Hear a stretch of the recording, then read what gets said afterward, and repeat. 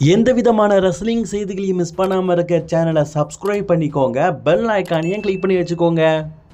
ராண்டி Ardern அரங்கத்துக்குள்ளே வந்து இந்த அரங்கம் எப்போவுமே எனக்கு ஒரு நல்ல வரவேற்பை தருது. ஏன்னா என்னுடைய நிஜ முகத்தை காட்டினது. ஆமாம், நான் ஒரு டேஞ்சரான ஆள் தான். நான் கோடி ரோட்ஸுக்கு டேஞ்சரான ஆள்.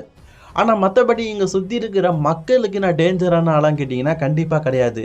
இந்த அரங்கத்தில் என்னுடைய குடும்பத்தை சேர்ந்தவங்க என்னுடைய சொந்த ஊரில் ஸ்மாக்டவுன் நடந்ததுனால அதை பார்க்கறதுக்காக வந்திருக்கிறாங்க. உங்கள் எல்லாரையும் அன்புடன் நான் வரவேற்கிறேன். இந்த வாரம் நான் மண்டே நைட்ராக பார்த்தேன். ஸ்டெஃபனி, நீ என்னை நல்லாவே புரிஞ்சு வச்சுருக்கிற.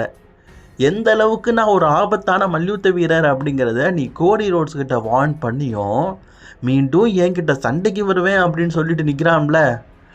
கோடி, நான் ஒரு விஷயம் சொல்கிறேன் கேட்டுக்க. ஐ ஆம் த டேஞ்சரஸ். உனக்காக பரிதாபப்பட்டு உனக்காக நான் தோக்கிறதுக்கு ரெடியாக இருப்பேன் அப்படிங்கிறத மட்டும் நினைக்காத. ஒருவேளை வேகாஸை நான் விட்டு வெளியே போகிறேன்னா அப்போ ஒரே ஒரு காரணமாக தான் இருக்கும். என்கிட்ட டைட்டில் இருக்கும். டைட்டில் இல்லாமல் நான் வேகாஸை விட்டு போக மாட்டேன். அதே நேரத்தில் நான் அவன் உயிரை எடுக்கிறதுக்கு கூட தயங்க மாட்டேன். இந்த நட்பு ஸ்டோரி இதெல்லாம் முடிஞ்சிருச்சு. இதுக்கப்புறமா த லெகசி ஸ்டார்ட் ஆகிருக்குது.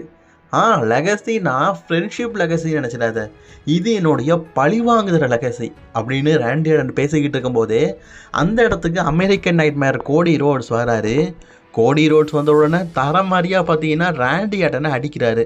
அப்போ திடீர்னு அந்த இடத்துக்கு பேட் மெக்கஃபி வந்த உடனே ஃபேன்ஸுக்கெல்லாம் ஷாக்கிங், இவர் எதுக்கு வராருன்னு பார்த்தா கோடி ரோட்ஸ்க்கு ஒரு லோ ப்ளோ போட்டுட்டாருங்க.